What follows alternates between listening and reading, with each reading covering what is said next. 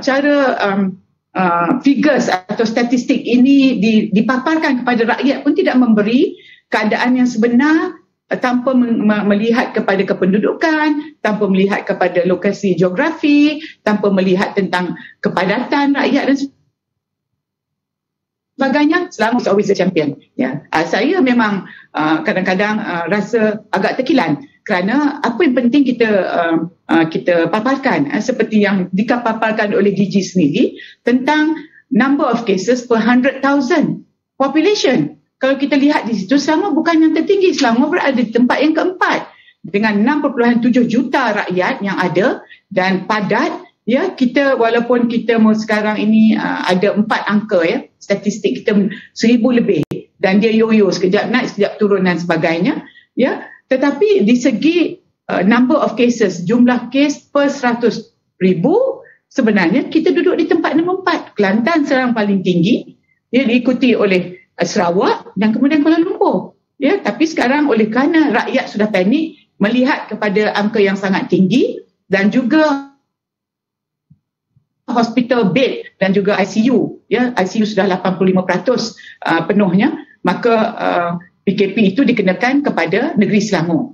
Jadi saya tidak nampak sebenarnya banyak perkara yang kita sebenarnya tidak suka nak menyatakan. Ini saya bercakap sebagai ahli politik ini, tidak berpuas hati sebenarnya, dan tentang bagaimana pandemik ini ditangani oleh kerajaan yang ada sekarang, dan saya memang mengharapkan ianya dapat disuarakan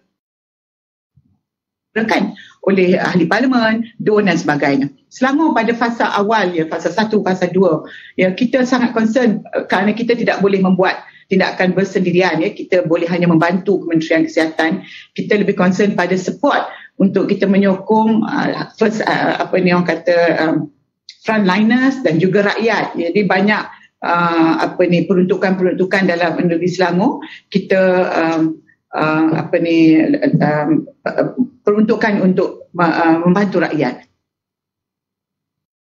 Tapi Selangor juga telah meletakkan peruntukan untuk membeli 2.5 juta dosis vaksin. Namun oleh kerana dasar yang ada sekarang, kita tidak boleh membeli terus daripada pembekal-pembekal kerana mereka pun belum boleh mengisi lagi keperluan pusat. Jadi malah kita diberitahu bahawa oleh pembekal-pembekal mereka tidak dibenarkan untuk membekal Selangor dahulu selagi belum dapat membekalkan pusat. But that makes sense. I can understand that. Tetapi oleh kerana Selangor nak menangani kita punya kes yang tinggi pada satu masa hari itu berasal daripada tempat kerja, kita ada jumlah industri yang sangat tinggi, kita nak dahulukan mereka ini kerana mereka menjadi fokus-fokus atau kluster-kluster yang sangat tinggi menyebabkan angka kita tinggi.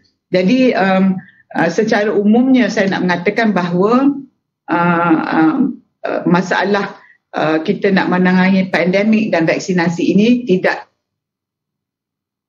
lumat dibincangkan oleh pakar-pakar, tidak lumat dibincangkan oleh wakil-wakil rakyat kerana mereka tak boleh masuk parlimen, mereka tidak boleh masuk ke DUN, dan kerjasama di antara negeri dan pusat pun kita nampak macam kita di bawah hanya terima arahan dan kemudian peringkat pusatlah yang membuat dasarnya dan sebagainya. Kita hanya boleh mengikut.